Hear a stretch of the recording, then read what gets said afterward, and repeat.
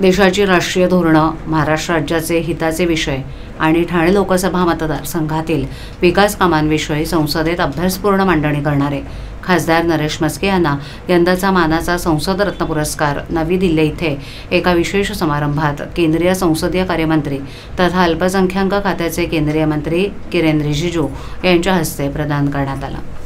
खासदारकीच्या आपल्या पहिल्याच टर्ममध्ये नरेश म्हस्के यांना संसद रत्न पुरस्कार मिळाल्यानं नरेश म्हस्के यांचं सर्व स्तरातून अभिनंदन होत आहे। पुरस्कार वितरण सोहळ्याला केंद्रीय कॅबिनेट मंत्रिपदाचा दर्जा असलेल्या राष्ट्रीय मागासवर्ग आयोगाचे अध्यक्ष Hansraj Gangaram Ahir, prime point foundation आणि ई मॅगझिन प्रेझन्सचे पदाधिकारी उपस्थित होते। खासदार नरेश म्हस्के यांच्यासह महाराष्ट्रातील 7 खासदारांचा संसद रत्न पुरस्कारानं सन्मान करण्यात आला।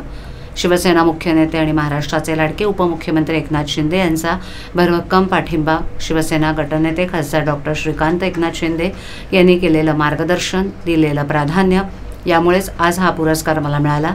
या दोन्ही नेत्यांसह मला मोठ्या मताधिक्यानं संसदेत पाठवणारा मतदाराचा, महायुतीचे पदाधिकारी, कार्यकर्ते, महिला आघाडी, युवा कार्यकर्ते, माझे शिवसैनिक यांना या पुरस्काराचं मी श्रेय देत असल्याची प्रतिक्रिया नरेश म्हस्के यांनी संसद रत्न पुरस्कार स्वीकारल्यानंतर दिली।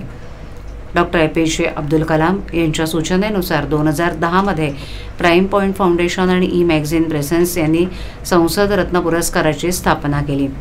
मे 2010 मध्ये चेन्नई इथे झालेल्या पहिल्या पुरस्कार सोहळ्याचं उद्घाटन डॉक्टर कलाम यांनी केलं होतं। हे पुरस्कार नागरी समाजाच्या वतीनं प्रदान केले जातात। भारतीय विद्यार्थी सेनेपासून नरेश म्हस्के यांचा राजकीय प्रवास सुरू झाला। नगरसेवक, सभागृह नेते, ठाणे महापौर ते ठाणे लोकसभा मतदारसंघाचे खासदार असा त्यांचा राजकीय प्रवास वाखाणण्याजोगा आहे। केंद्रीय गृहनिर्माण आणि नागरी व्यवहार समितीच्या स्थायी समितीचे सदस्य, वक्फ दुरुस्ती विधेयक 2024 छाननीसाठी नेमण्यात आलेल्या संयुक्त संसदीय समितीचे सदस्य, रेल्वे, प्रवासी जलवाहतूक, शहर सुधारणा आणि गृहनिर्माण समितीचे सदस्य म्हणून खासदार नरेश म्हस्के कामकाज पाहत आहेत।